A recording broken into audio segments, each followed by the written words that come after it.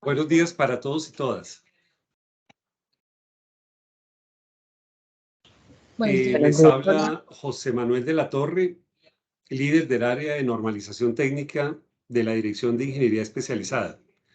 Les doy la bienvenida a este evento de divulgación y socialización de las normas técnicas de seguridad y salud en el trabajo. Estas normas técnicas han sido elaboradas con la participación de la Dirección Salud, la División Salud Ocupacional y diferentes áreas de la organización, teniendo en cuenta que el proceso de normalización técnica es un proceso dinámico, participativo y consensuado al interior de nuestra organización. Para el día de hoy tenemos el último evento de socialización de las normas técnicas de seguridad y salud en el trabajo, pero antes que nada quiero compartir con ustedes que la política de normalización técnica oficialmente definida en la organización y que lleva esta política prácticamente desde el año 2000, aproximadamente hace 22 años. La primera política de normalización técnica fue suscrita por el doctor Daniel Boada Salazar, gerente general de la empresa de acueducto de Bogotá en ese entonces. Entonces, esta política ha tenido, digamos, una serie de actualizaciones y la última prácticamente es del año 2020, en donde la empresa de acueductos se compromete en el marco de la gestión del conocimiento e innovación a establecer estándares de referencia de obligatorio cumplimiento que corresponden a normas y especificaciones técnicas definidas por consenso al interior de la empresa de acueducto, para que su aplicación sea obligatoria y fundamento de las actividades relacionadas con el diseño, construcción, operación y mantenimiento de los sistemas de acueducto y alcantarillado, permitiendo así su correcto funcionamiento, un adecuado control de cambios, una oportuna actualización tecnológica, la protección del medio ambiente, un mejor desempeño económico y lo que tiene que ver con la socialización de las normas que vamos a hacer el día de hoy es el trabajo de todos los operarios y usuarios del sistema sea en condiciones seguras. Esto quiere decir que todos los trabajos que tengan que ver en la parte operativa, y no solamente operativa, sino también administrativa, se haga, digamos, en condiciones seguras. Allí intervienen, digamos, las normas técnicas de seguridad y salud en el trabajo. Entonces, las normas técnicas del acueducto de Bogotá no son normas técnicas voluntarias. ¿Qué quiere decir voluntarias? Que el que las quiera aplicar, las aplique. No, ese no es el caso para la empresa de acueducto. Las normas de la empresa de acueducto que están vigentes en el sistema de normalización técnica SISTEG son de obligatorio cumplimiento para todos los funcionarios de la empresa de acueducto y demás grupos de interés. Dentro de los grupos de interés están los contratistas, están los proveedores, están los centros de investigación también que participan con algunas investigaciones aplicadas específicas que también se basan en nuestras normas técnicas. Entonces, en términos generales, las normas técnicas del acueducto de Bogotá son de obligatorio cumplimiento y quería hacer especial énfasis en esta directriz. Entonces, alguien preguntará, bueno, ¿a través de qué instrumento se oficializa la obligatoriedad de la aplicación de las normas técnicas del acueducto de Bogotá? Eso se oficializa a través de actos administrativos, que es a través de resoluciones de gerencia. Entonces, ya con base en lo que les he mencionado, le doy la palabra a la ingeniera Ivette Natalia Torres para que haga, digamos, un recuento de la resolución mediante la cual se exige la obligatoriedad en la aplicación de las normas técnicas de la empresa de acueducto de Bogotá. Adelante, ingeniera Ivette. Muchas gracias. Muchas gracias, ingeniero. Bueno, complementando lo que dice el ingeniero José Manuel, recordemos que el SISTEC, el Sistema de Información de Normas y Especificaciones Técnicas, donde podrán consultar diariamente las normas, bueno, los documentos vigentes a la fecha.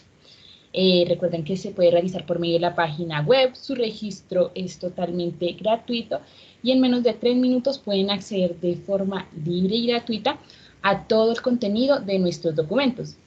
Adicionalmente, ¿cómo sabemos que son de obligatorio cumplimiento estos documentos? De acuerdo con la resolución 927 del 20 de octubre de 2020, por medio de la cual se actualizaron algunas normas y especificaciones técnicas para la empresa de acueducto y alcantarillado Bogotá. Como lo mencionaba el ingeniero, están relacionadas con diseño, construcción, mantenimiento y operación de los sistemas de acueducto y alcantarillado y se dictan otras disposiciones. Adicionalmente, tenemos la resolución 198 del 18 de marzo de 2022, por medio de la cual se modifica y dictan otras disposiciones en materia de normalización técnica de la empresa de acueducto y alcantarillado de Bogotá, por lo cual los invitamos a consultarla y revisar qué es lo que está definido en estos documentos. Adicionalmente, es importante tener en cuenta que la normalización técnica de la empresa de acueducto no se hace sola, en ella participan todas las áreas de la empresa. Por supuesto, nuestra área usuaria, quien utiliza la norma, es quien nos apoya y acompaña en la elaboración, modificación de las normas técnicas, donde se establece la forma en que se realiza un ensayo, los requisitos mínimos de un servicio o cuáles son los certificados o ensayos que debe cumplir un producto para la aceptación de su uso en la empresa de acueducto. Y existen normas de terminología, las cuales son como un diccionario que nos permiten facilitar y facilitan la interpretación de nuestras normas técnicas. De la misma forma, con la Dirección de Calidad y Procesos, se armonizan aquellos formatos, procedimientos o instructivos que son utilizados en nuestras normas técnicas, de tal forma que no se genere duplicidad o errores en la información vigente que se encuentra y poder utilizar siempre los documentos que están publicados, ya sea en el SISTEC o en el mapa de procesos de la empresa. También existen especificaciones técnicas donde se definen los ítems de pago, las tolerancias y está articulado con el sistema de avalúo de infraestructura, por lo cual trabajamos de manera coordinada con la Dirección de Contratación y Compras. Con esto, el día de hoy realizaremos nuestro cierre del evento de las normas de seguridad y salud en el trabajo, donde la profesional Marisol Ortega nos acompañará con la socialización de las normas técnicas de producto NP 123 parte 1 y parte 2 relacionada con elementos de protección personal, colectiva e integral, cabeza, parte 1 cara y parte 2 y la parte 2 de la norma técnica de producto. Y en la NP 124 tenemos los elementos de protección personal colectiva, protección respiratoria, NP 125, elementos de protección personal colectiva e integral, aplica para la protección de extremidades superiores. NP 126 es de elementos de protección personal colectiva e integral, pero en este caso es la protección para las extremidades inferiores. Y las normas de servicio, NS 182, requisitos mínimos de seguridad y salud en el trabajo, para protección personal colectiva e integral, NS 183, requisitos mínimos de seguridad y salud en el trabajo para el almacenamiento, NS 184, requisitos mínimos de seguridad y salud en el trabajo para alimentos, NS 187, requisitos mínimos de seguridad y salud en el trabajo para la gestión de los sistemas de vigilancia epidemiológica, NS 188, requisitos mínimos de seguridad y salud en el trabajo para reporte e investigación de enfermedades laborales y reincorporación. Y finalmente nuestra norma de terminología, donde se condensan todos los términos que aplican en nuestras 39 normas técnicas relacionadas con seguridad y salud en el trabajo. Pero ¿quién es la profesional que nos acompañará el día de hoy?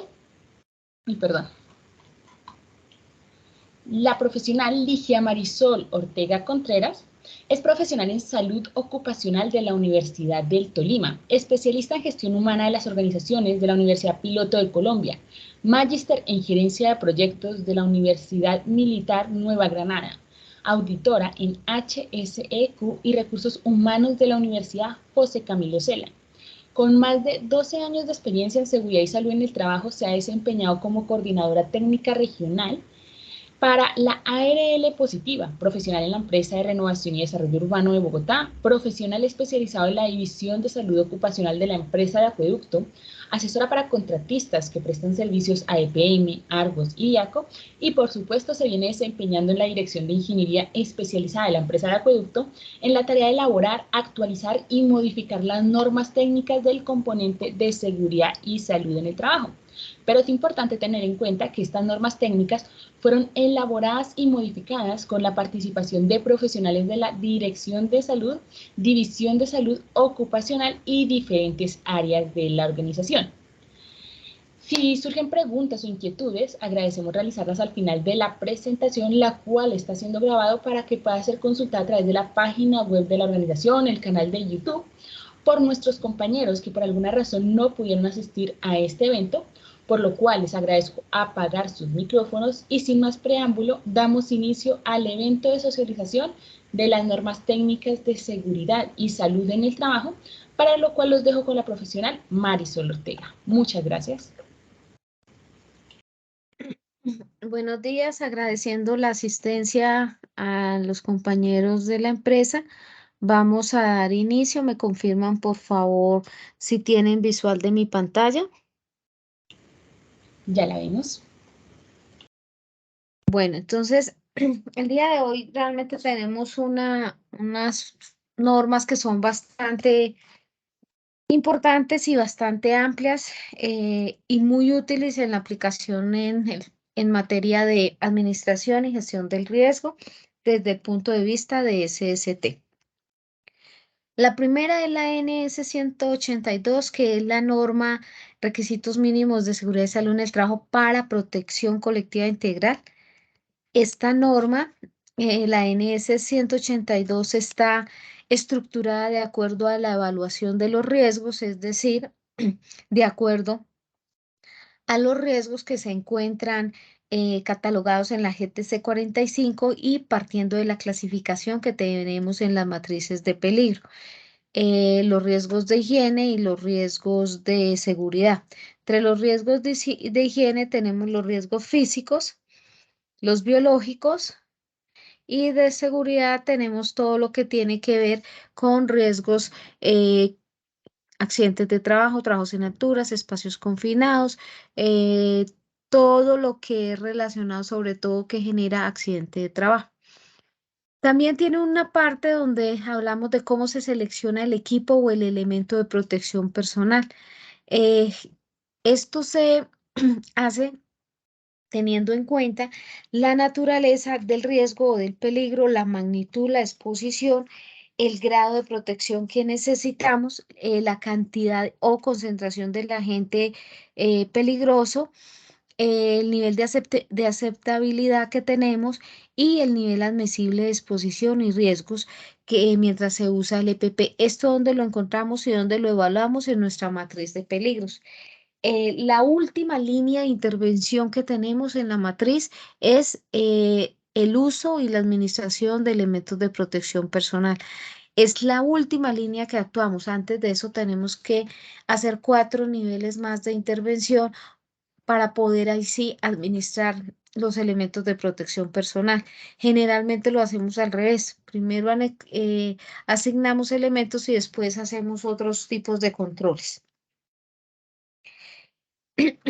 Lo más importante frente al tema de EPPs es sobre todo el tema de ajuste. Casi siempre damos o entregamos un elemento que no cumple con los requisitos mínimos frente al uso para el trabajador y esto genera incomodidad y lo que hacemos es crear algo que se llama en SST falsa seguridad. ¿Qué es la falsa seguridad? Que el trabajador cree y contempla que puede o está realizando su trabajo de una manera segura y protegida cuando esto no es así. Esto específicamente se da mucho en el tema de protección respiratoria, cuando el elemento o el respirador no se ajusta y el trabajador tiene la idea que sí. Y resulta que todo el material particulado, etcétera, el agente etiológico está siendo absorbido completamente por el trabajador.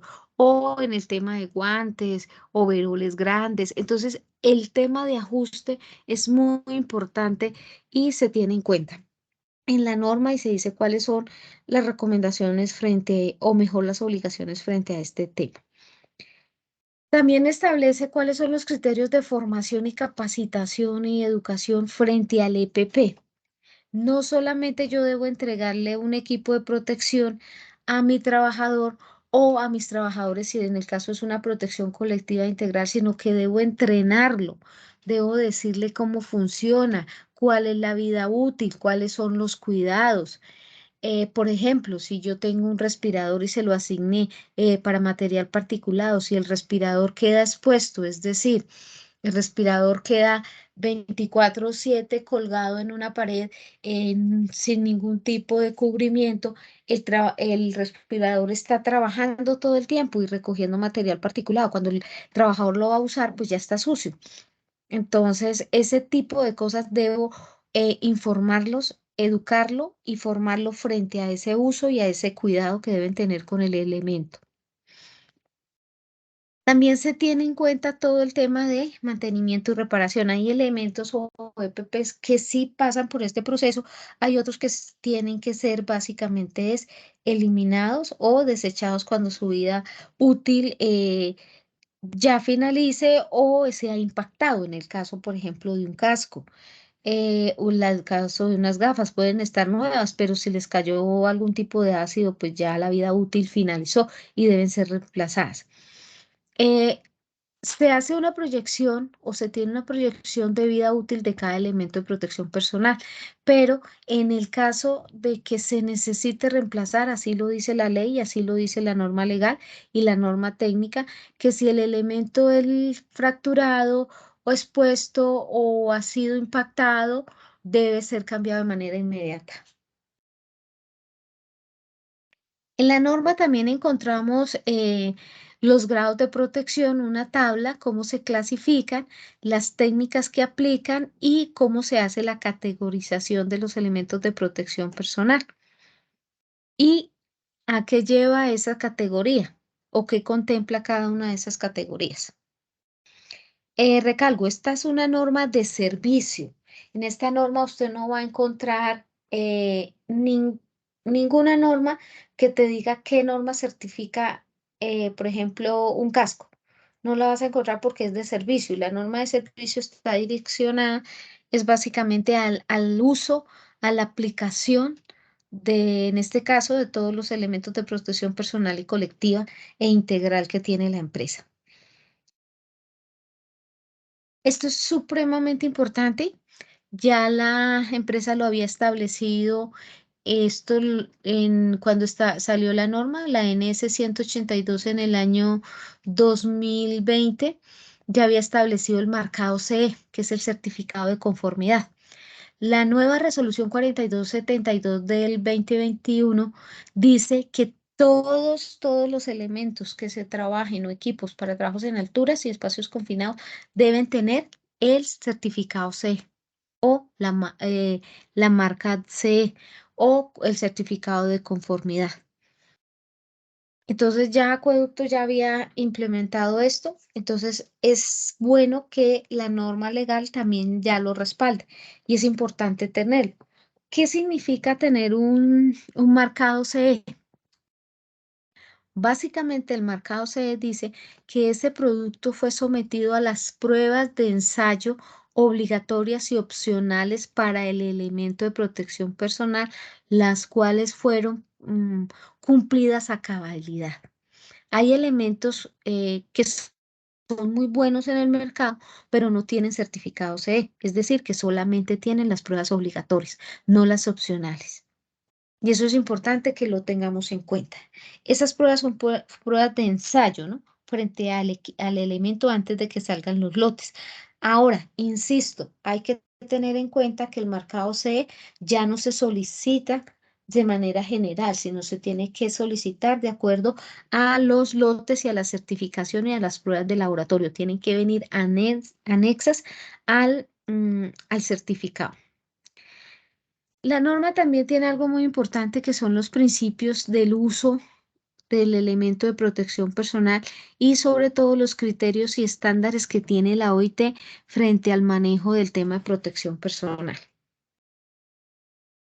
También vamos a encontrar cuáles son las obligaciones de la empresa y las responsabilidades de la empresa frente a el uso de los elementos de protección personal. Ustedes saben que en la empresa de acueducto internamente ningún elemento de protección personal puede ser asignado a un trabajador si no está incluido en el manual de dotación y en el manual de protección de elementos que lo aprueba, lo elabora y lo establece el COPAS. Esto es una función en el acueducto del COPAS. Entonces, todos los elementos que se requieran deben ir acompañados de un estudio técnico y la respectiva solicitud al COPAS para la aprobación e ingreso a su manual, al respectivo manual, y de esta manera poder incluirlos en los contratos para la compra. También exige, y esto va para todos los contratistas sobre todo, esto aplica para contratistas, que se establezca un programa de EPP. Es diferente, que vamos a establecer acá que es un programa de protección personal, que es un programa de protección colectiva y que es un programa de protección integral. Entonces, por ejemplo, el programa vamos a hacerlo con alturas que es mucho más sencillo. Cuando yo hablo de arnés y eslinga, ejemplo, un arnés y una eslinga, son elementos de protección personal. Cuando yo hablo de un andamio o una baranda, es un elemento de protección colectiva.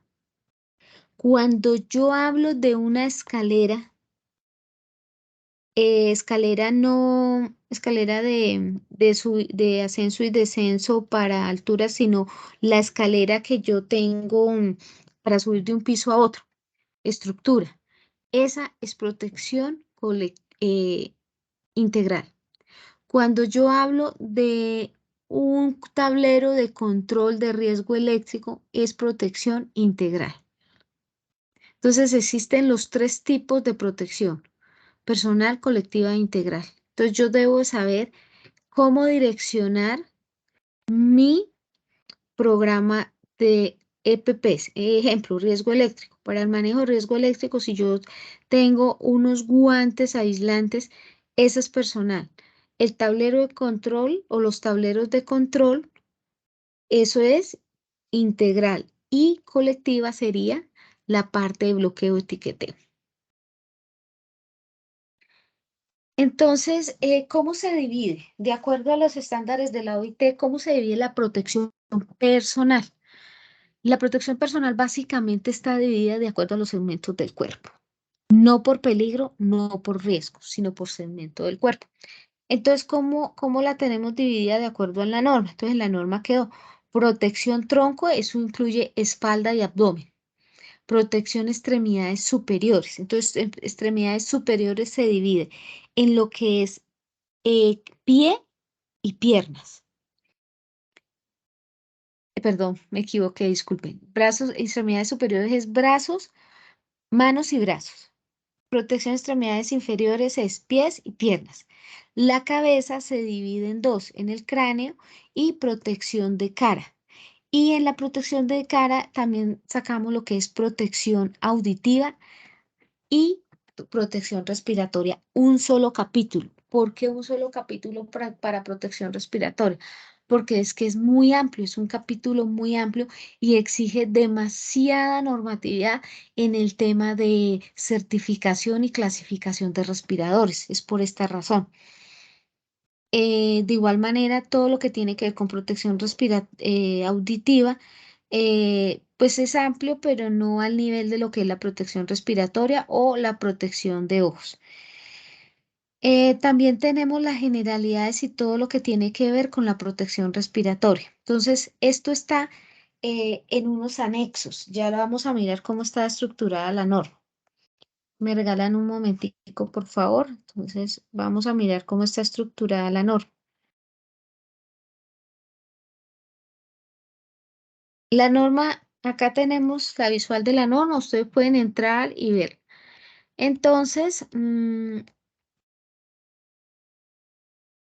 está dividida por, como les mencionaba, capítulos y tiene unos capítulos especiales. Protección de alturas, espacios confinados, viene la parte de protección colectiva y vienen los anexos. Los anexos básicamente es protección respiratoria, auditiva, espacios confinados, visual y bloqueo de energía.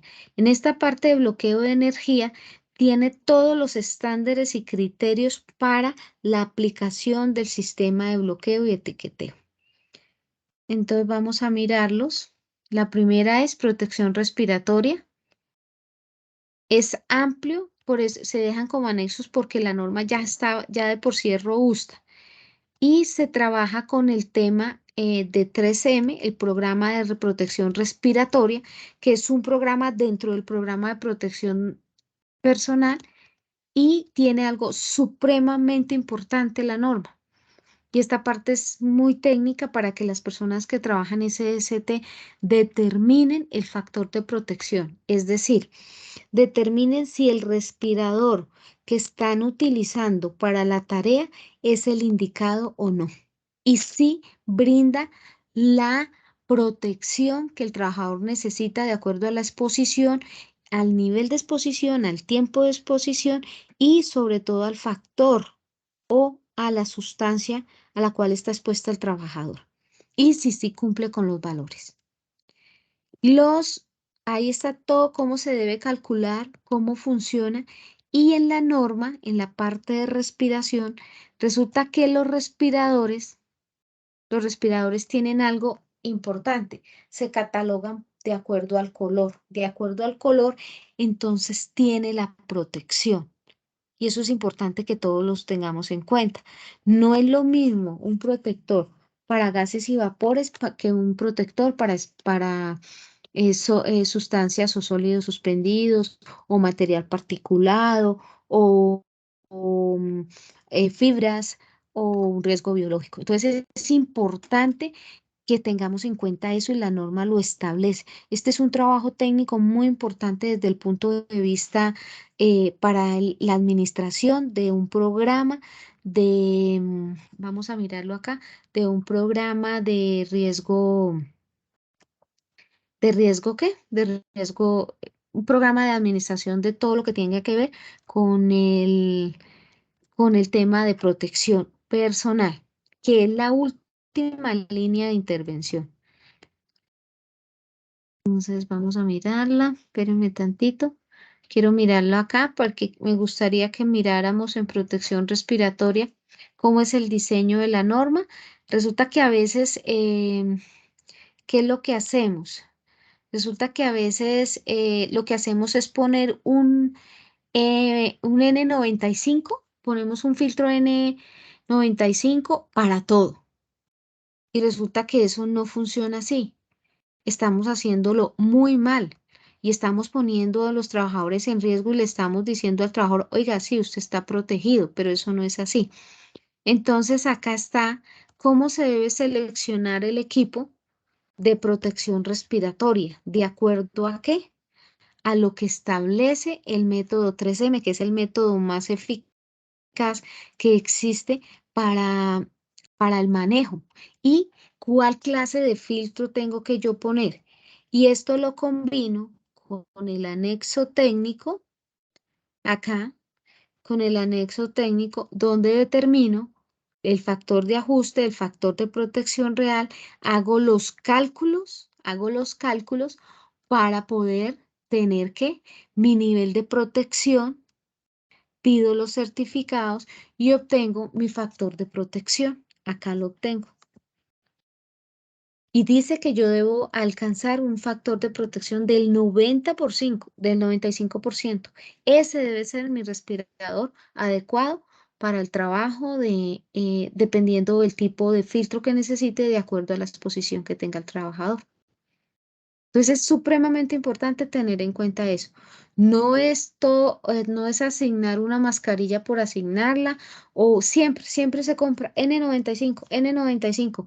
Funcione o no funcione, para soldadura, para todo usan N95 y siempre se compra el N95 cuando a veces ni siquiera es el respirador adecuado o indicado para la tarea que se está haciendo. Entonces, muy importante tener en cuenta este tipo y esta clasificación y sobre todo la validación. Bueno, el otro anexo que tenemos es el de protección auditiva, que pasa exactamente lo mismo. ¿Qué pasa con la protección auditiva? Generalmente los médicos salubristas dicen que el trabajador necesita doble protección auditiva. Entonces, ¿qué es lo que hacemos? Generalmente compramos un protector auditivo que venga, a ver si lo tengo por acá en alguna imagen, este normalito, este de copa, y compramos uno de inserción que viene unido con un hilito, con una cuerdita. Entonces el trabajador se ingresa ese primero y luego se pone el de copa. Entonces, ¿qué es lo que pasa? El de inserción, cuando yo le coloco el de copa encima y le dejo el cablecito, el trabajador no solamente queda sordo por el ruido aéreo, sino también puede ser por vibración. Y yo lo que estoy haciendo con esa cuerdita es transmitiendo más vibración. ¿Eso qué significa? Que yo estoy desatenuando el problema, le estoy incrementando la exposición. Si mandan doble protección, generalmente la doble protección, el primero, el de inserción, tiene que ser elaborado en silicona y ajustado a la medida del trabajador. Y ahí sí agrego el de copa, ¿sí? Entonces el de copa trae dice, ok, usted va y lo mira y le dice que tiene una protección de 32 decibeles. Entonces usted dice, el de inserción tenemos una sobreexposición, entonces vamos a hablar que la resolución me dice que tiene que ser 85 decibeles. La sobreexposición, digamos que está en 100 decibeles, es decir, yo tengo que manejar 25 decibeles. Entonces dice el de copa dice que maneja 32 y le pongo pero me recomiendan doble protección para ese trabajador. Entonces le pongo el de inserción que generalmente baja entre 8 y 10 decibeles más los 32. Digo, perfecto, estamos súper protegidos, pero resulta que no hacemos los cálculos y no hacemos la determinación del nivel de ruido eficiente o efectivo. Aquí también tenemos que sacar la ponderación y determinar si esa protección real, hacer los cálculos para poder ¿qué? Determinar si realmente estoy protegiendo y cumpliendo con los niveles de TLBs o los niveles de los decibeles que tengo que manejar. Entonces, acá en el anexo viene todo cómo debo hacer el cálculo, viene las instrucciones de cómo cuidarlo, cómo ponerlo, porque muchas de esas cosas generan otra enfermedad adicional. ¿Por qué? Porque se colocan mal, se colocan con las manos sucias, no tienen los cuidados, no se hacen los cálculos como realmente son. Entonces, aquí vienen los ejemplos de cómo realmente, cuál es la determinación del ruido efectivo, porque ya les digo, sobre todo el de copa dice que tiene una atenuación de tanto, pero realmente el ruido efectivo no es ese. Entonces hay que hacer los cálculos para poder de verdad determinar la aceptación de ese elemento de protección personal y la asignación a mi trabajador. Esto donde lo manejo también en mi sistema de vigilancia epidemiológica. Tenemos el de espacios confinados, entonces este básicamente está direccionado a todo lo que es manejo de gases, control de gases y atmósferas peligrosas, el anexo, de acuerdo a lo que ya estableció la norma, cumple con la norma. Tenemos el anexo de protección visual, volvemos a lo mismo, entonces viene una caracterización supremamente interesante en en el anexo, que esto, pues, esto no es conocido. Hay personas que no lo trabajan, no lo conocen. Entonces, por ejemplo, si usted ve unas gafas usted le dice, ah, sí cumple, porque dice ANSI Z359, o ANSI Z, perdón, ANSI Z357, o ANSI Z algo, o trae una certificación EN. Resulta que acá en la norma, en la 182, en protección, entonces miramos, en protección visual, vamos a mirar qué es lo que nos dice la norma, cómo realmente se debe trabajar y cuáles son los criterios para poder determinar si esa no, ¿qué? Esa protección visual es realmente la que es. Entonces, a veces no tenemos, entonces, por ejemplo, en cuenta esto. La norma dice ANSI Z87 más. Entonces, ¿qué significa tener ese más? Ese más significa que esas gafas sí están certificadas y son las idóneas para impactos. Y esas son las que yo debería usar en obra, por ejemplo, si estoy haciendo un tipo de excavación o estoy utilizando palas o picas y rebotan piedras o algún tipo de eh, elemento que pueda impactar el ojo de mi trabajador. Dice, con aumento contra impactos, trae un 2 más, o sea, es superior. Entonces, dependiendo del nivel del riesgo o del nivel de exposición, yo lo utilizo. Dice no impacto, entonces no trae ningún tipo de más. Y así sucesivamente, sobre todo en el tema, viene todo el tema de cómo se debe elegir el lente de la soldadura para protección realmente del trabajador. Entonces, es importante tener en cuenta cómo se debe hacer ese cálculo de acuerdo a la exposición.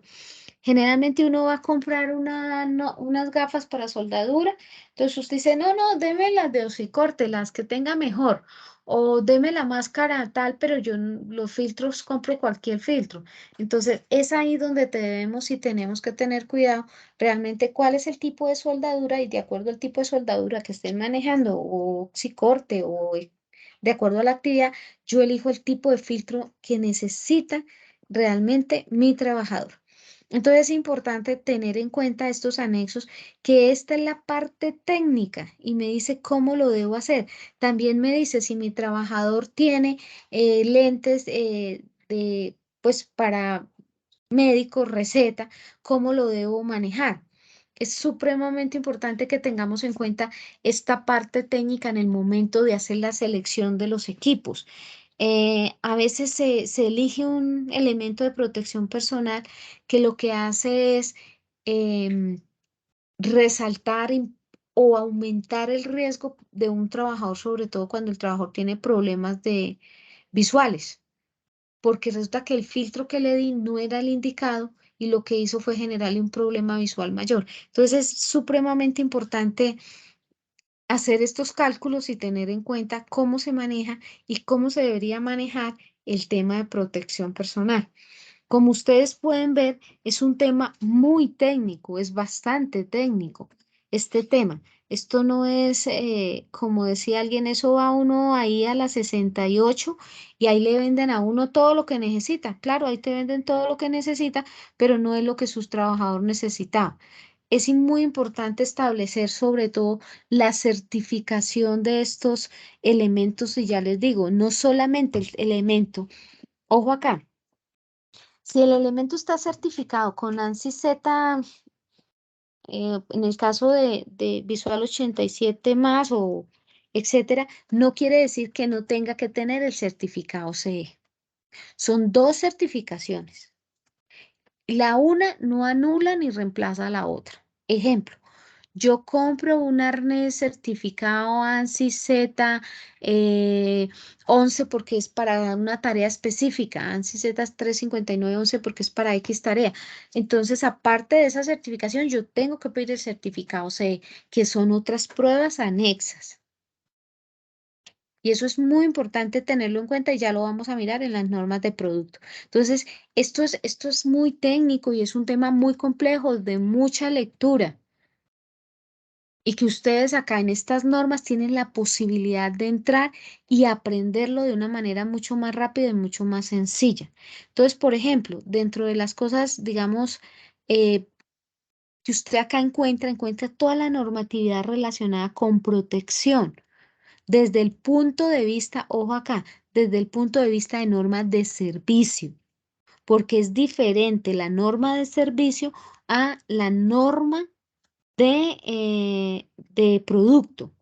Ejemplo, ANSI Z, ANSI Z 359 es la norma que certifica todo, absolutamente todo lo que tiene que ver con qué, con trabajos en altura. Todos los elementos de trabajo con altura se certifican por ANSI 359. Tiene 25 normas de certificación, la ANSI Z 359. Pero ANSI Z no establece los criterios. Y ahí es donde viene la situación. Los criterios los establecen otras normas. ¿Para qué? Para que se le hagan, ellos solo hacen las pruebas obligatorias, a veces no hacen las pruebas de ensayos. Y el certificado CE, ¿qué me exige? Que se hagan las opcionales y que se hagan las obligatorias. Por eso se exige el doble certificado, porque es de esta manera que yo evidencio que así se hizo. Entonces, por ejemplo, vamos a mirar en criterio de clasificación, espérame, vamos a mirar lo de cascos.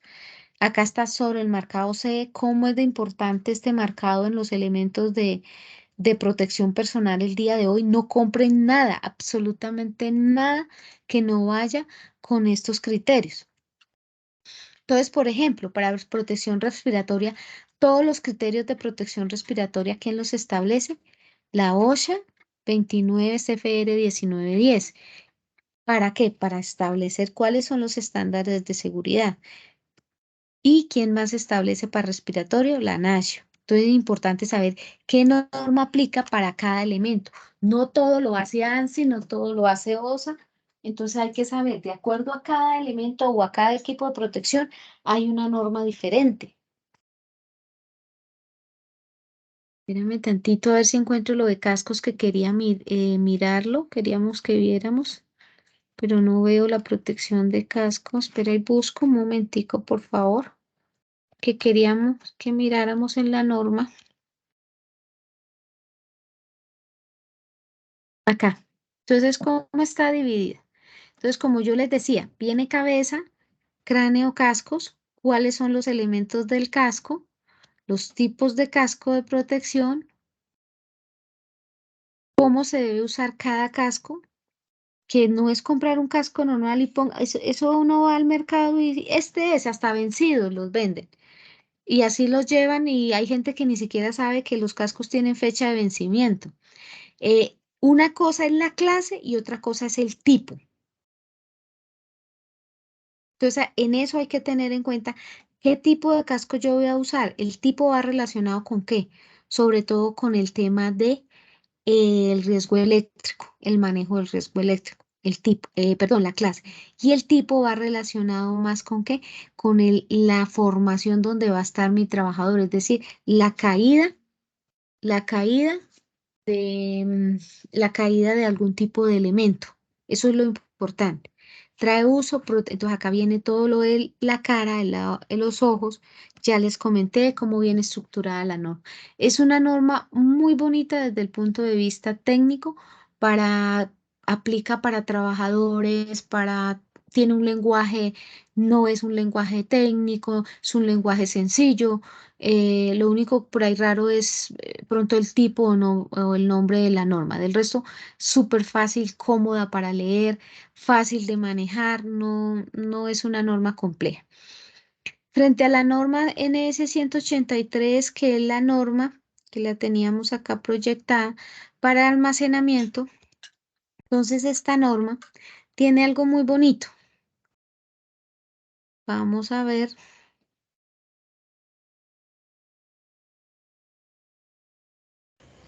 ¿No tiene sonido? Espérame, perdón, espérame un segundito.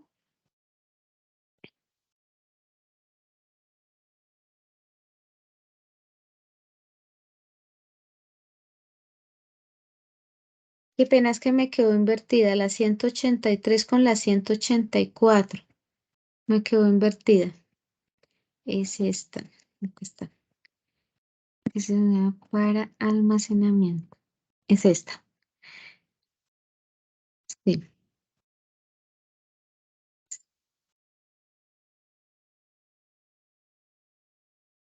¿No tiene sonido?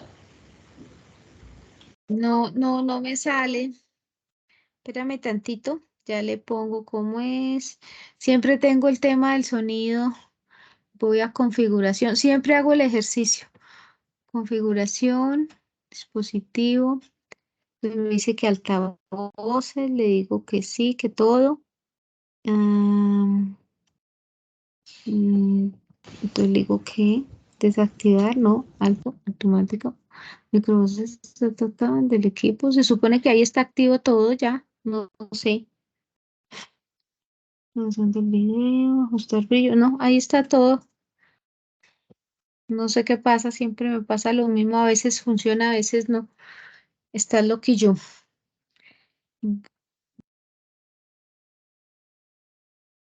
No habla nada, solo tiene musiquita. Ok, gracias.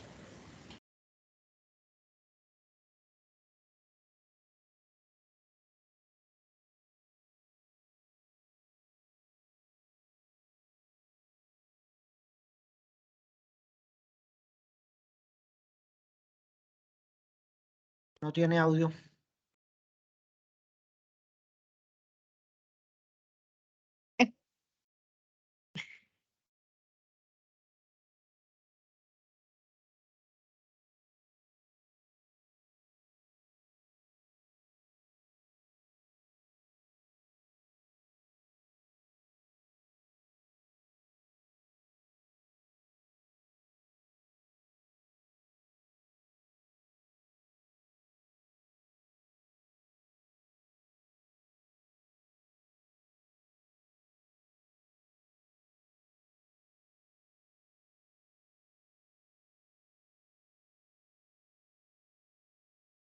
Bueno, esta norma tiene algo que es o que está unida mejor a la NS 130, que es la norma que es para montacargas.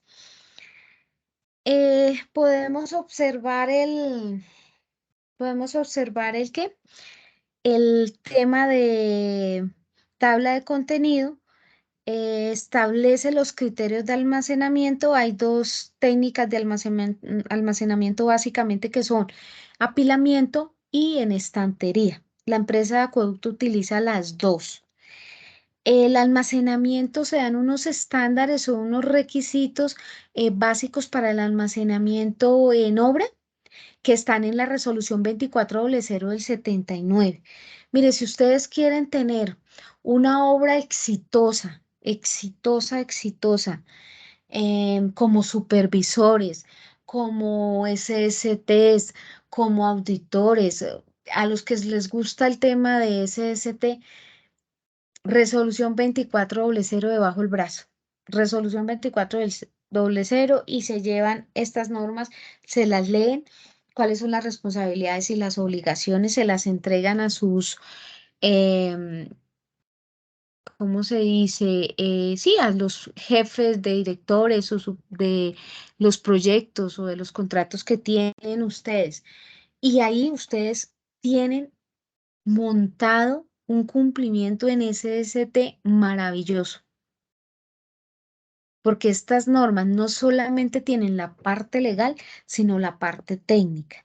La ventaja de la resolución 2400 es que es de las pocas normas legales que tienen parte técnica. Por eso es tan importante y yo la menciono tanto, sobre todo en estos temas. Es muy bueno que la manejen, que la tengan en cuenta. Esta norma de igual manera tiene todo el tema y relaciona el tema de almacenamiento de sustancias químicas, tanto las que son peligrosas como las que no, que fueron la norma que hablamos la socialización pasada, que es la NS 176. Y ahí retomo, para almacenamiento y manejo de sustancias químicas, libro naranja. Para almacenamiento de sustancias peligrosas y transporte, tienen que manejar libro naranja también, pero sobre todo para las sustancias químicas tienen que manejar sistema globalmente armonizado. ¿En qué? En la parte de etiqueta, de marcado, de almacenamiento también hay una parte importante del sistema globalmente armonizado, en el manejo de las matrices de compatibilidad. Ahí ustedes tienen que tener en cuenta, esos dos libros son esenciales en el manejo del almacenamiento. Así ustedes vayan a hacer un almacenamiento sencillo. En ejemplo, en obra uno que almacena, casi siempre almacena ACPM, gasolina, pinturas, mm, algún tipo de cal. Bueno, son sustancias muy puntuales. Realmente el almacenamiento en obra frente a sustancias químicas no suele ser tan fuerte. Y ahí hay un tema supremamente importante en ese almacenamiento y en esa manipulación que es el trasiego de sustancias o el trasiego en el momento que van a hacer alimentación de algún equipo o alguna maquinaria. Entonces, ahí tienen que tener en cuenta ustedes eso. Ahora, también está dentro de esta norma una parte muy importante que es la señalización y la demarcación. Eso lo vimos también la semana pasada en la norma NS 181. Entonces, si ustedes están leyendo esta, tienen que retomar la otra y tienen que manejar las dos. ¿Para qué? Para que hagan un excelente manejo y administración del riesgo. Entonces, por ejemplo, usted dice, no, pues yo miro la parte legal. Resulta que, como yo les decía, sobre todo en señalización, la parte legal está en mínimo en 10, 15 normas. Entonces, mientras usted empieza a recoger requisitos de acá, requisitos de la otra y monta todo lo de sistema globalmente armonizado, pues las normas NS del acueducto se las da consolidada. Usted lo único que tiene que hacer es mirar cuáles son mis requisitos y empezar a cumplir y técnicamente le dice cómo lo tiene que hacer y fortalecer con los libros, por ejemplo, en el tema de manejo de sustancias químicas, que se les menciona a cada momento en el tema ¿qué? De manejo de sustancias químicas, libro naranja, libro púrpura, o libro morado, o sistema globalmente armonizado, como lo quieran llamar o manejar, recibe varios nombres, pero finalmente es el mismo. Y ahí viene por capítulos, viene muy bien estructurado.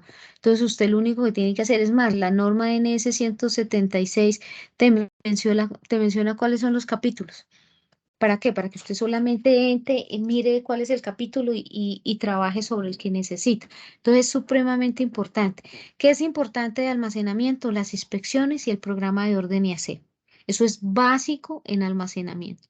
Si usted no tiene un excelente programa de orden y aseo, nunca va a tener, jamás vas a tener un excelente manejo o almacenamiento. También hay una parte importante en esta norma que son las funciones del operador del manejo de las sustancias o mercancías peligrosas. Esas sí son muy específicas y están dadas de la parte legal. Entonces, para que la tengamos en cuenta. La otra norma que tenemos para socializar el día de hoy es la norma, la NS 184 que me quedó invertida, que son los tipos de procesos y contaminación que tiene que ver con alimentos, la NS 184. Entonces, en esa norma, ¿qué va a encontrar? ¿Por qué tenemos la de alimentos? Resulta que la empresa de acueducto internamente tiene ¿qué? Casinos, ¿cierto? Y en los casinos generalmente, ¿qué se me puede dar? Una intoxicación masiva. ¿Por qué? Por una mala manipulación de un alimento. Eso es terrible cuando se da una intoxicación por alimentos que no se hace el manejo idóneo. Entonces, tiene la norma, informa cuáles son las etapas del procesamiento de los alimentos. ¿Para qué? Para hacer la intervención y el control del casino, porque es ahí donde se presenta la contaminación. También tenemos los tipos de contaminación, que es sencillo. ¿Es cruzada o es directa? ¿Sí? Básicamente es eso, cruzada o directa. También tenemos las vías de contaminación de los alimentos, que es por vectores o por basura. Em, Tenemos los factores que facilitan la reproducción de qué? Del manejo de los alimentos. Es una norma que incluso usted la puede leer para que en su casa la tenga en cuenta y evitar una contaminación. También tenemos cómo se hace la reproducción de los microorganismos Y finalmente tenemos las obligaciones de los manipuladores de alimentos. Si yo tengo un contrato con el acueducto, yo debo cumplir esas normas que tiene. Ahora, hay un tema muy complejo en este momento frente a los manipuladores de alimentos. ¿Por qué? Porque es que dicen que en todos lados los están certificando y el curso no los están dando como es. Entonces, Secretaría de Salud tiene un control muy especial sobre esos certificados. Es importante tener en cuenta dónde se hace el curso y cómo se obtiene el certificado para ser un manipulador de alimentos. También la norma tiene algo muy importante que son las obligaciones de los trabajadores frente a los casinos y de los contratistas en obra, cómo van a hacer el manejo de los alimentos para evitar una intoxicación, ¿sí? De sus trabajadores. Esa norma es una norma muy sencilla y muy aplicable. Bueno, la NS 184, ya la vimos. Vamos a devolvernos, vamos para la NS 187. Esta norma, realmente esta norma nace, los requisitos mínimos de seguridad y salud en el trabajo para la gestión de los sistemas de vigilancia epidemiológica. Esta norma nace como resultado de dos cosas. La primera fue el tema de la pandemia del COVID. Y la segunda, la gestión y el mejoramiento de los sistemas de vigilancia epidemiológica que tiene la empresa de Acueducto de Bogotá. La empresa tiene varios sistemas de vigilancia dependiendo de los factores de riesgo. Dentro de los más importantes que tiene el acueducto está está el sistema de vigilancia que relaciona todo el tema de riesgo biológico. Entonces, esa era una de las opciones que se tenía. Este documento es un documento muy técnico, es un documento que sí está direccionado a la aplicación por parte de los trabajadores, del personal de SST, de toda la empresa y de los contratistas. No es un documento que apruebe para trabajo, pues si algún trabajador lo quiere leer y eso, perfecto, para que quiere saber cómo es que le hacen a uno el estudio de vigilancia epidemiológica, cómo lo ingresan al sistema, cuáles son los derechos que usted tiene, cuáles son sus obligaciones frente al sistema. Perfecto, pero realmente es un documento muy técnico y como les decía, está direccionado, es básicamente para todos los profesionales de SST y sobre todo para los médicos y para el tema de el manejo de los sistemas de vigilancia epidemiológica y cuáles son, eh, va relacionada con la norma de enfermedad laboral. Están de la manito estas dos normas precisamente por eso. También tiene que ver mucho con la norma de higiene que habíamos hablado, la NS 180, que tiene que ver cómo se hace el tema de los estudios de higiene para reconocimiento y de enfermedad laboral y para el control de estos sistemas de vigilancia epidemiológica. Por eso están relacionados. Porque en la NS me dice cómo, 80 me dice cómo tengo que hacer los estudios y acá me dice cómo tengo que ingresar esos datos y qué estudios voy a hacer en la empresa y qué tipos de estudio y cómo va a ser mi componente frente a los sistemas de vigilancia epidemiológica, cómo debo construir los indicadores y cuál es el paso a paso de la implementación de un sistema de vigilancia epidemiológica. Aquí hay que tener en cuenta dos cosas. La vigilancia epidemiológica eh, es diferente cuando es clínica. Clínica es como, por ejemplo, una enfermedad como el COVID y cuando es laboral. En la empresa, a pesar de que el COVID era una enfermedad, digamos, con el control era clínico, había que hacer una parte laboral, una vigilancia laboral, que tenía unas implicaciones y unas acciones y unas medidas diferentes y fortalecidas frente a no solamente es quédate en la casa y aíslate, que era lo que teníamos que hacer todo, sino que como había que trabajar y la empresa tenía que brindar un servicio y un soporte a toda la población, pues habían que incrementar unas medidas adicionales. ¿Para qué? Para proteger las personas. Entonces, Dentro de esa exposición y ese manejo, entonces hay unos componentes diferentes, es decir, en la epidemiología clínica hay 3 niveles de vigilancia: primaria, secundaria y terciaria. Y en la ocupacional está la primordial, la primaria, secundaria y terciaria.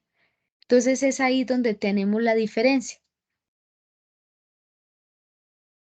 Establece, bueno, el estudio de una enfermedad laboral establece cuáles son los criterios para poder ingresar al sistema. Generalmente viene de parte de una recomendación médica.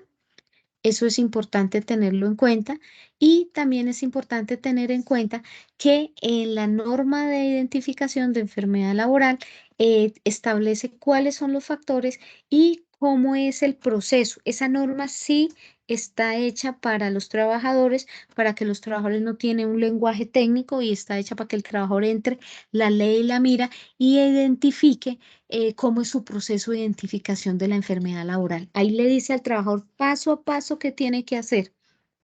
Ir primero, sacar una cita, que lo remitan al área de medicina laboral, que inicie proceso, que haga exámenes, que todo, que haga el reporte, que le hagan la investigación, todo. Ahí está todo como un trabajador debe acceder al sistema de riesgos laborales para la identificación, reconocimiento e investigación de su enfermedad laboral. Y obviamente, cuáles son las garantías que tiene por estar afiliado al sistema. Bueno, ahora sí vamos a entrar a la norma que yo le decía que es una norma muy bonita, es muy buena, que es la norma de producto. En este caso tenemos la NP24, que es la norma de protección respiratoria, que era la que tanto les mencionaba. Entonces, en esa norma, esta norma sí es técnica, esta norma es técnica, es para aplicación desde el punto de vista de compra, selección, manejo, administración, selección de elementos de protección personal, específicamente, únicamente para protección respiratoria. Entonces, esta norma sí está estructurada desde ese punto de vista. Tenemos las obligaciones. Vamos a mirar cuáles son las generalidades de esta norma. Entonces, la primera, como les hablaba, el nuevo certificado CE, que es esencial, el certificado de conformidad. ¿Cuáles son los componentes de una protección respiratoria? ¿Cuáles son los tipos de filtros? ¿Cómo se debe elegir el filtro? ¿Qué norma le aplica para el filtro? ¿Cómo se tiene que identificar? Entonces vamos a mirar un momentico acá. Esperen, tenemos audio, vamos a pasar.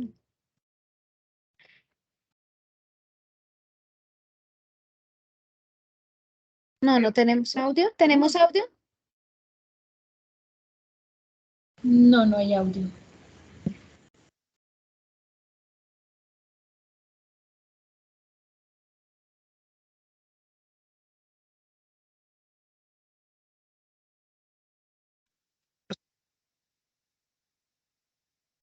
De oxígeno, 0,03% de dióxido de carbono y un 0,97% de vapor de agua y otros gases. A esto llamamos aire respirable. A menudo en las áreas de trabajo el aire se puede contaminar porque las industrias generan varios tipos de contaminantes. Existen diversas formas de contaminantes y según su composición se clasifican en polvos. Se forman cuando se lijan o trituran materiales sólidos. Neblinas, por la pulverización de sustancias líquidas como pinturas, plaguicidas. Humos, cuando un metal fundido se enfría rápidamente. Gases, sustancias transportables en el aire a temperatura ambiente. Y vapores, producidos por la evaporación de sustancias líquidas o sólidas a determinadas temperaturas. Nuestro cuerpo tiene mecanismos de defensa cuando las concentraciones de los contaminantes son bajas y los tamaños de las partículas son mayores de 10 micras. Es por ello que en nuestro sistema respiratorio tenemos vellosidades y mucosidad que atrapan esas partículas, las cuales después expulsamos por medio de la tos o el estornudo. pero cuando estas son menores a este tamaño, rebasan las defensas nasales e ingresan a los pulmones o la sangre, depositándose allí, ocasionando problemas en la salud del trabajador expuesto. Entonces, ¿es posible protegerse adecuadamente si a diario se trabaja exponiéndose a estos peligros? ¡Claro que sí! Empieza tomando conciencia de que tu salud se puede afectar por la exposición a estos contaminantes. En tu empresa, los contaminantes del aire se pueden identificar, medir y controlar. Por esta razón, el encargado de seguridad, al verificar el tipo de contaminante y las concentraciones que hay en tu área de trabajo, te asignará la protección respiratoria certificada adecuada para que la utilices, siempre bien ajustada a tu cara, y así evitar que tu salud se afecte. Debes saber que los respiradores purificadores de aire se utilizan donde hay oxígeno de más de 19,5% y se clasifican de acuerdo con las concentraciones de los contaminantes y los tiempos de exposición en libres de mantenimiento, con y sin válvula, o con mantenimiento, que usan cartuchos y filtros, y pueden ser de media cara y de cara completa. Cuando el ambiente de trabajo tiene concentraciones tóxicas de gases y el nivel de oxígeno es inferior a 19,5%, se consideran atmósferas peligrosas que podrían ocasionarte daños irreversibles e incluso la muerte. Para esta clase de trabajos, se recomienda el uso de equipos de suministro de aire si vas a trabajar por más de 15 minutos, o equipos de autorrescate en caso de que tu ambiente de trabajo pueda cambiar de un momento a otro la concentración del aire, convirtiéndose en aire viciado. Ahora que ya sabes que la protección respiratoria es parte importante de tu equipo de protección personal, ten presente: 1. Revisar las condiciones de tu área de trabajo. 2. El ajuste correcto siempre de tu respirador. 3. La aplicabilidad del mismo en tu área de trabajo antes de iniciar labores. Recuerda que usando la protección respiratoria adecuada, prevendrás enfermedades a nivel respiratorio, cuidarás tu salud y, por supuesto, podrás disfrutar la vida con tus 5 sentidos.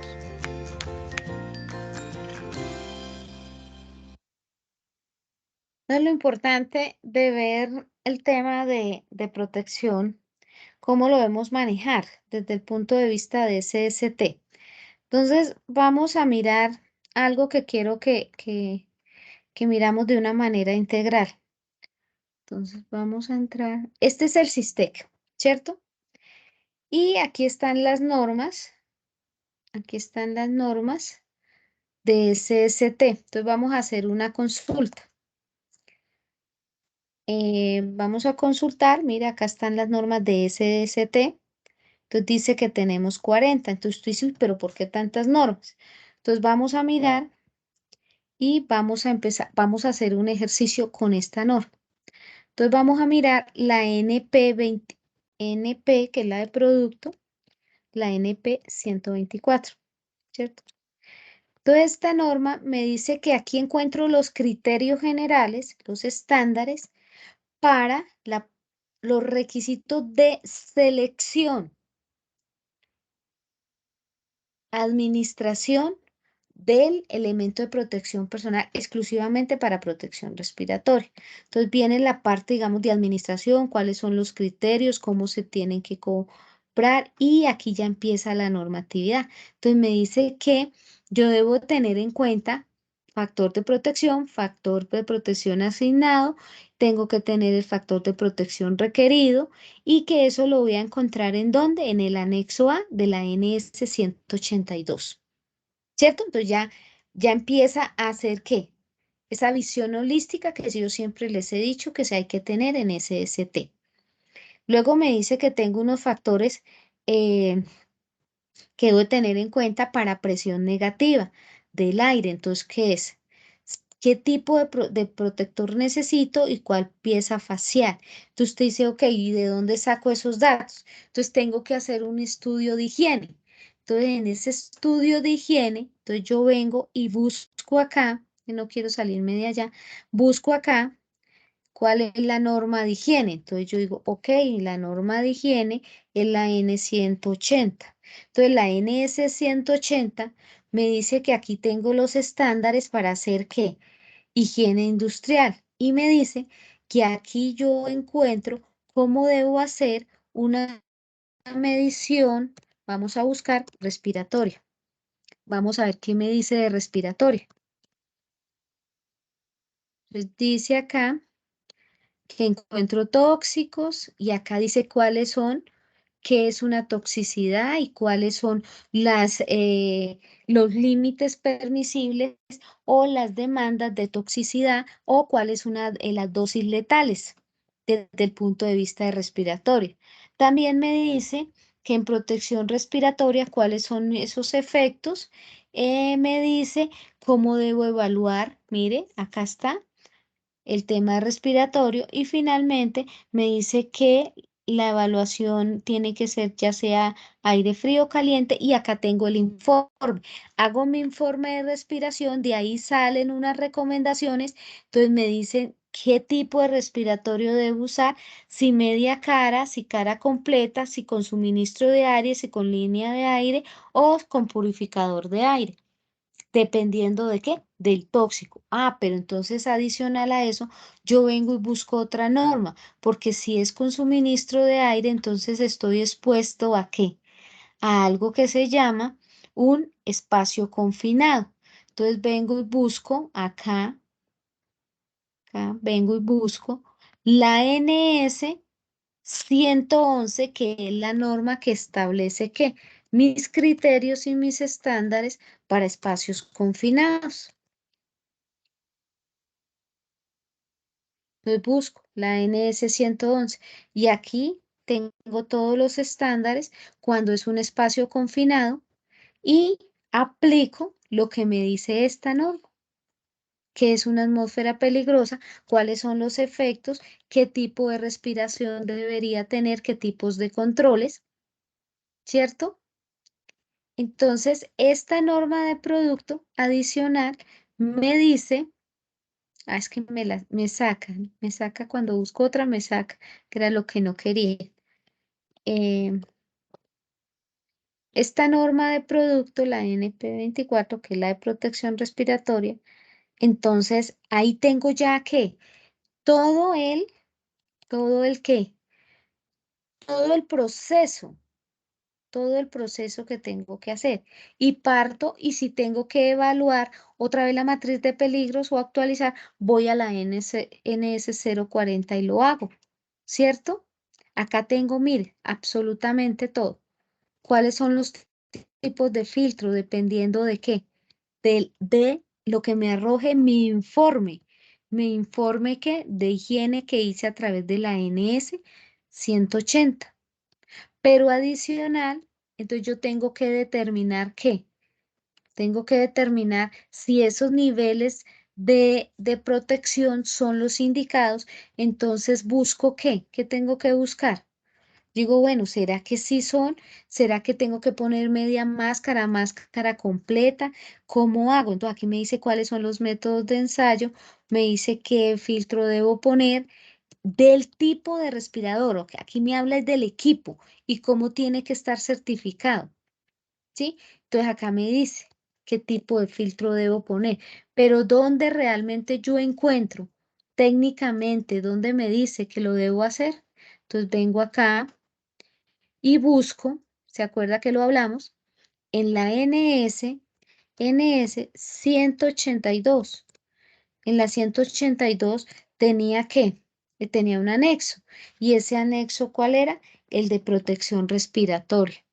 Entonces el de protección respiratoria, que era el primero, me decía cómo hago los cálculos para encontrar qué, cuál purificador o cuál suministro de aire necesito y encuentro, hago los cálculos de factor de protección, aplico las fórmulas y determino mis niveles y mis factores y encuentro cuál es el equipo que necesito.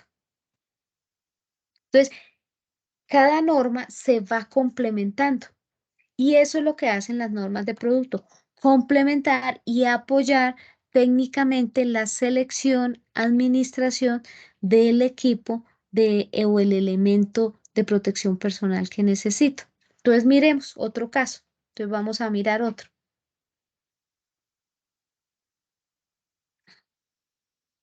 Vamos a buscar La N es, ay, perdón, NP, empecé al revés, ¿no? NP 123. Entonces la NP tiene dos partes. Estas son las últimas que se hicieron. Fueron aprobadas en el año 2021. Entonces dice que la parte 1 está determinada única y exclusivamente para cráneo.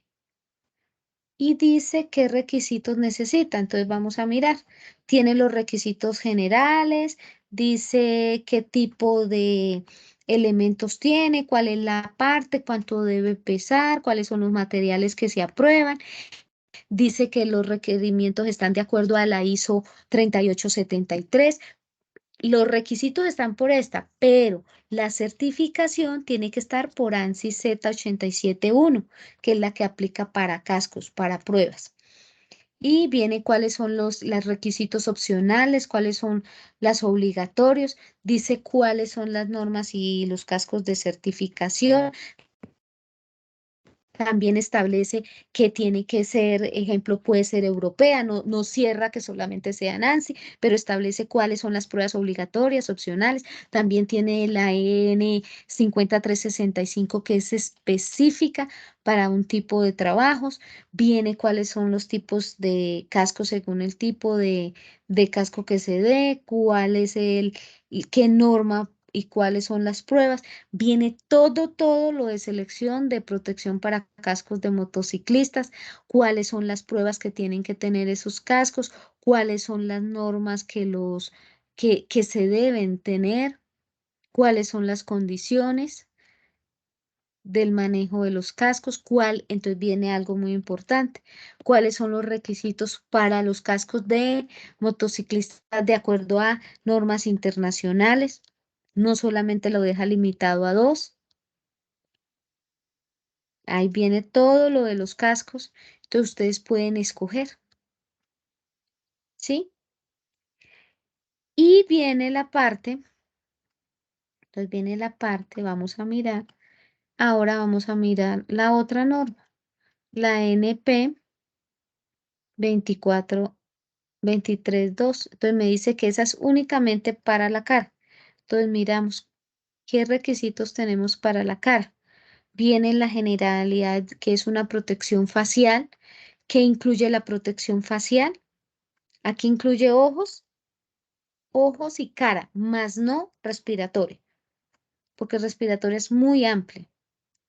Dice cuáles son los campos de visión, quién certifica, qué norma es la que está aplicando, cómo debe ser todo lo de los lentes. Entonces, ¿cómo funciona esto? Funciona igual. Verifico qué es lo que necesito, qué tipo de elemento es el que necesito. ¿Dónde me lo dan? En el informe de higiene a través de la NS 180. ¿Quién me lo dice? El sistema de vigilancia epidemiológica. ¿A través de la qué? De la aplicación de la NS 187.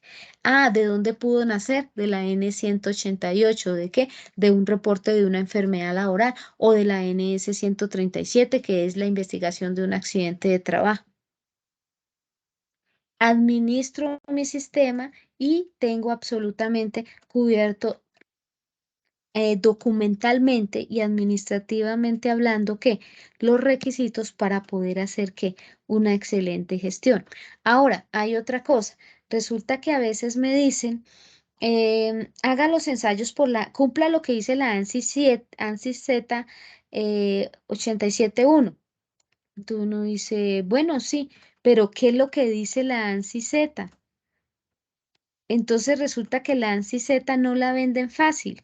O la ANSI Z, por ejemplo, esta, utilice la ANSI Z 49.1, tabla 1.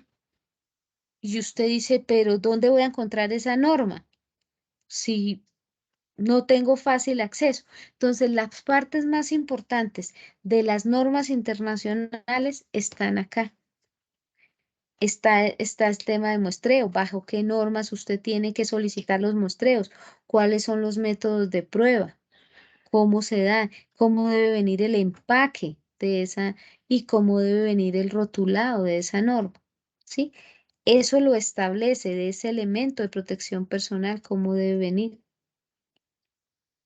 ¿Qué significa lo que yo decía? Usted ve una lente, usted una persona ve un lente y se lo coloca, unas gafas de seguridad. A usted no sabe si dice ANSI Z 87.1 más, o si no dice más, usted dice, no, sí, perfecto, bien, lo utilizo, chévere, está bonito, pero resulta que no sabe realmente a qué es lo que usted está haciendo, ¿qué? Protegida. Eso es lo importante de estas normas, que nos dice realmente qué es lo que significa la protección, algunos estándares básicos y esenciales en la compra y en la selección de elementos de protección personal. Eso está establecido y vamos a mirar ahora la 125, que es el tema de extremidades superiores. Aquí está, es una norma compleja, es una norma amplia, pues porque la protección manual es amplia, cada tipo de guante tiene una norma diferente. Si usted va a certificar y va a mirar la norma de certificación para un guante tipo baqueta, aplica una norma. Si es un guante protección riesgo eléctrico, aplica otra norma. Si es un guante para protección de soldadura, aplica otra norma. Si es un guante tipo, por ejemplo, térmico, aplica otra norma. Entonces, realmente es un trabajo técnico muy fuerte. La clasificación de los guantes, y esto es importante tenerlo en cuenta, se da a través de esto, de pictogramas. Entonces, el tipo de guante que usted está escogiendo, usted lo tiene que elegir es por el pictograma de acuerdo al tipo de riesgo o peligro que va a intervenir. Así no funciona en otros elementos de protección personal. En guantes sí funciona así y para ropa. ¿Sí? Entonces, por ejemplo, si yo voy a tener corte de impacto, entonces debo tener, el guante debe tener ese pictograma, debe tener como una especie de cuchillito. Y esos pictogramas deben venir no solo en el certificado, sino impresos en el guante, por norma técnica ya y por certificado CE. Entonces, ahí hay un trabajo importantísimo de hacer en materia de protección manual. Entonces, hay que determinar cuál es la norma. Por ejemplo, para guantes sí es muy difícil. La única norma que certifica guantes, por ejemplo, en materia de riesgo químico, es la EN 374.1 y debe establecerse qué tipo de certificación maneja. Entonces, por ejemplo, los guantes de baqueta nosotros lo utilizamos demasiado en todos los tipos de obra, pero el guante de baqueta no tiene certificación europea, pero sí tiene unas certificaciones en la elaboración que cumple que NTC, tiene que cumplir con unas NTC. Y están en la norma. Entonces, ¿cuáles son las NTC que debe cumplir ese tipo de guante de baqueta para que sea aceptado? Tanto en la elaboración del cuero como en la fabricación del guante como tal. Y tiene que estar certificado con ese tipo de norma. Obviamente no va a tener certificado CE. ¿Por qué? Porque no tiene pruebas de laboratorios. Aunque yo las puedo exigir, el problema es que en Colombia no las hacen. Entonces tiene que certificarse únicamente con el NTC. Miremos ahora la de protección. Esta norma de protección de extremidades inferiores es una norma muy recomendada para todos los supervisores, para las dos, sobre todo guantes y manos y pies, porque uno va a veces a obra y de verdad que ve uno a veces los trabajadores en unas condiciones que no, pues que no son las idóneas. Entonces, por ejemplo, estoy hablando de otra empresa, no estoy hablando de acueducto. Uno va a una obra y ve trabajadores con botas que pesan, bota, estoy hablando por bota, pesa hasta 2 kilos cada bota. Eso significa que esa puntera, imagínate un trabajador con 2 kilos todos los días caminando. El daño tan terrible y el gasto de energía tan complejo que tiene un trabajador y la sobreexposición que tiene. con una botas y botas que en el mercado las venden por 35.000, 30.000 pesos, que no ofrecen ninguna garantía a veces de seguridad, pero sí una incomodidad terrible para el trabajador. Entonces, esta norma, estas dos normas, establecen criterios y estándares para que a los trabajadores y los supervisores establezcan obligaciones frente al tema. Entonces, establece unos estándares muy buenos, aplica para tipos y clase de calzado, tanto de seguridad como botas. Básicamente, el calzado de seguridad, el calzado de protección es botas, ¿sí? Y el calzado de seguridad básicamente es zapato, por ejemplo, lo que utilizamos en laboratorios, por ejemplo, ¿sí? Entonces ahí tiene cuál es el tipo de calzado, cuáles son las partes y sobre todo tienen cuáles son las pruebas que tienen que hacérsele y cómo tienen que responder a estas. Entonces miremos y hagamos el ejercicio en la página del acueducto, que a mí me gusta que entremos y visitemos el SISTEC. ¿Por qué? Porque es una forma de familiarizarlos a ustedes para que ingresen, aquí estamos, y empiecen a jugar con el sistema y aprendan y sean amables con el sistema. Entonces miremos 126. Es una norma para mí muy bonita para aplicar, sobre todo es de una norma de aplicación maravillosa para poder hacer control a contratista, tener los estándares. Entonces me dice cuál estándar debo tener, si es calzado, si es bota, cuál es la clasificación, si es tipo 1, tipo 2.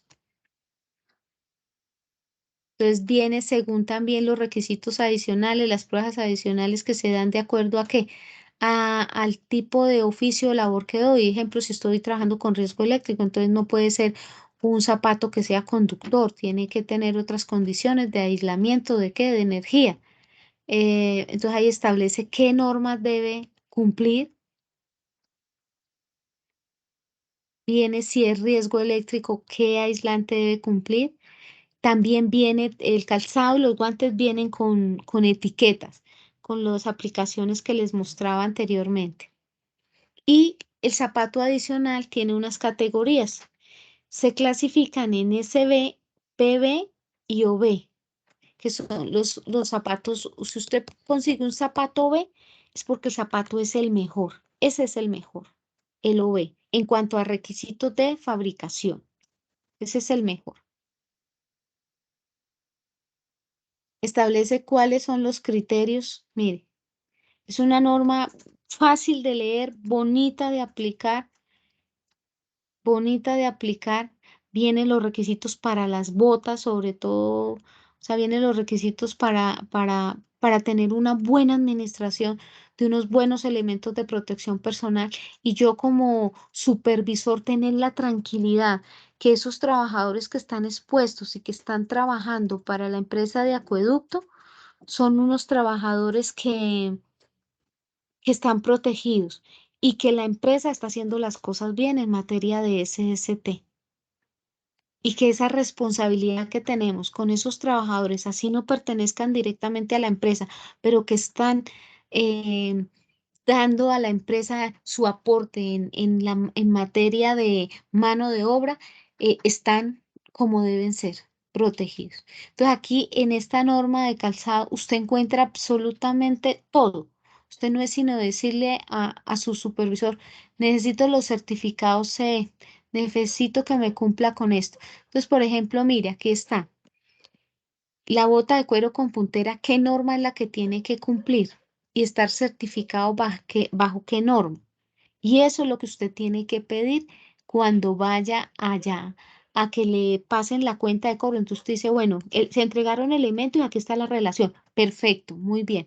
Regáleme los certificados de todo eso que compró. ¿Sí? Eso es importante que ustedes lo tengan en cuenta cuando manejen. Está todo el tema también de seguridad para motociclistas, porque tenemos motociclistas, el calzado para dama, antideslizante, el calzado frente al riesgo eléctrico. Ahí está todas las certificaciones de acuerdo al tipo de calzado que usted necesita.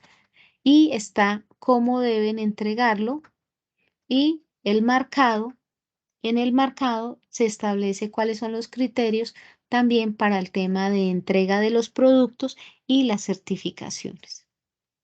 Y cómo se establecen los criterios de calzado. Entonces, ahí tenemos todo para administrar y supervisar un excelente contrato. Un excelente contrato. No es sino entrar y echar una miradita. Ahora, entregarle todas las normas al profesional de SST y bueno, empecemos a cumplir y a trabajar, miremos qué hace falta, en qué hay que reforzar, qué ya cumplimos, qué nos falta y fortalecer un verdadero sistema de gestión y un control a contratistas que sea el idóneo para una empresa del tamaño del Acueducto de Bogotá.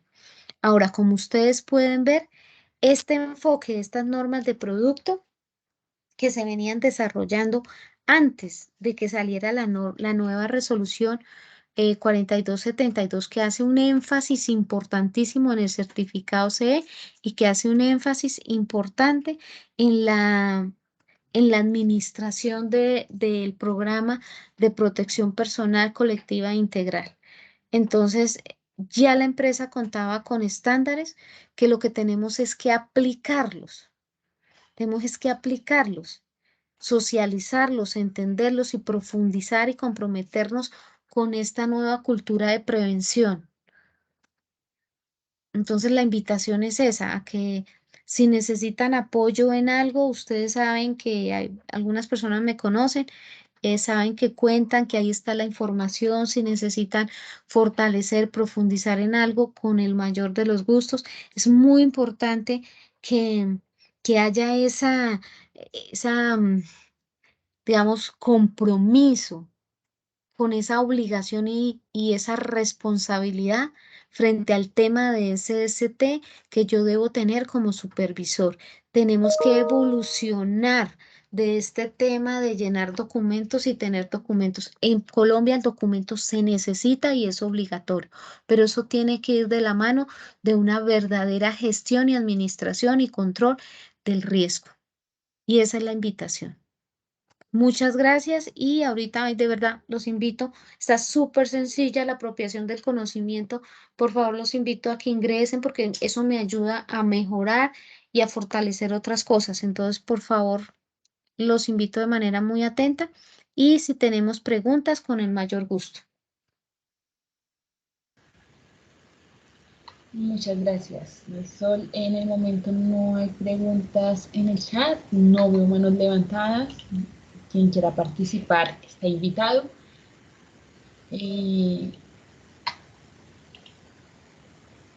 Vale, llegó un mensaje que dice: Claudia Susana, gracias por la presentación. Ok, recordarles que con esta sesión hemos terminado la serie de eventos de socialización de las normas técnicas en el tema de seguridad y salud en el trabajo. Es decir, se socializaron las 40 normas técnicas anunciadas y pues los invitamos nuevamente a continuar con las sesiones que se invitarán posteriormente para las próximas socializaciones de las normas técnicas que han sido modificadas en el tema de, normas que han sido modificadas en el SISTEC o creadas en el SISTEC. Y sin más, es darle las gracias a la profesional Marisol Ortega. Quedamos atentos a cualquier inquietud.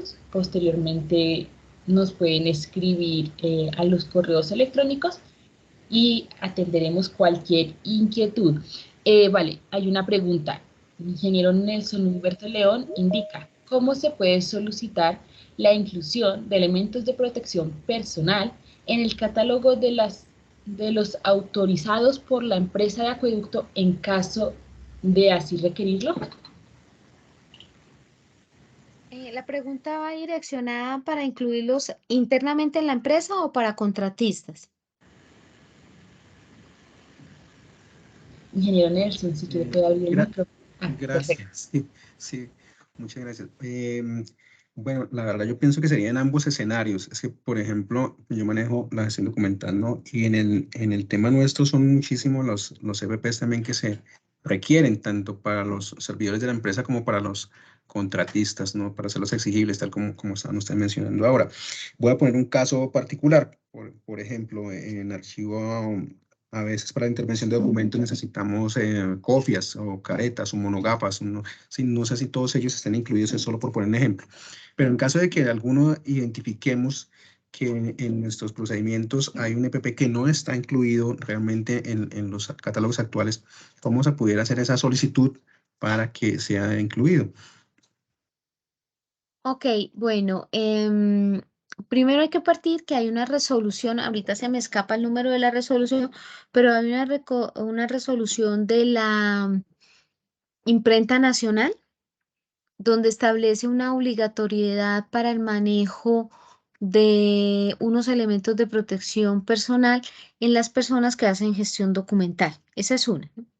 Segundo, a nivel de empresa, recuerdo que se estaba haciendo un estudio para ingreso de elementos de protección personal para gente de gestión documental. Yo tengo el antecedente, una solicitud que se hizo en el COPAS, creo que fue en el año 2016, creo que se hizo una solicitud. Yo tengo por ahí el antecedente, te lo puedo hacer llegar, me regalas el correo, te lo hago llegar. Pero realmente el proceso es súper fácil. En tu área tiene que haber un líder de SST, no sé quién es. Tú te debes acercar a ese líder y le dices, oye, mira, necesitamos que nos realicen un estudio, una inspección en el uso, manejo y necesidades de elementos de protección personal para toda el área. Se hace el estudio y el estudio tiene que arrojar si hay necesidad de hacer algún tipo de mediciones, estudios, por ejemplo, de presencia de material particulado, de ácaros, o si simplemente con una visita observatoria y de análisis se identifica que si hay unas necesidades, ya con eso cumple, si no hay necesidades de hacer mediciones, por ejemplo, de material particulado. Si no, pues hay que esperar el informe de higiene. Se hace la solicitud al COPAS, se llevan y se presentan todos los argumentos y el COPAS ya lo determina.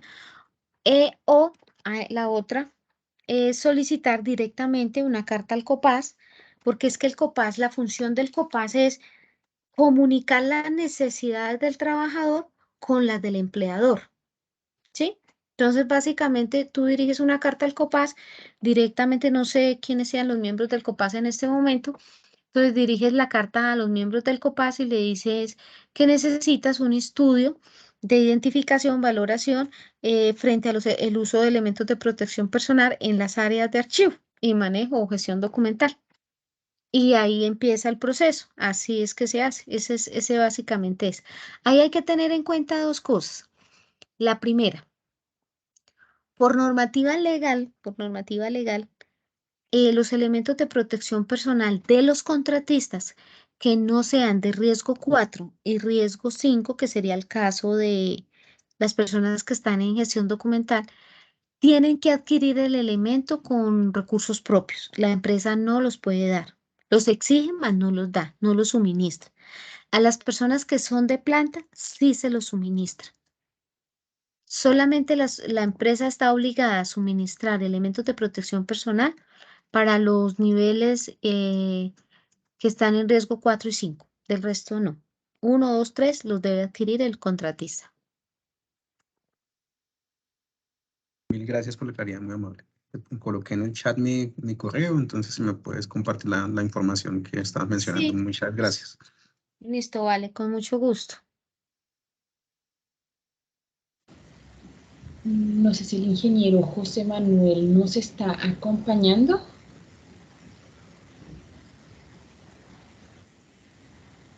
Vale, no hay problema. Entonces, con esto damos finalizado el evento de socialización. Muchas gracias a todos y los esperaremos en los próximos que se desarrollen por parte de la Dirección de Ingeniería Especializada, enmarcados en la normalización técnica. Muchas gracias. Muchas gracias, buena tarde, bendiciones para todos. Muy amables.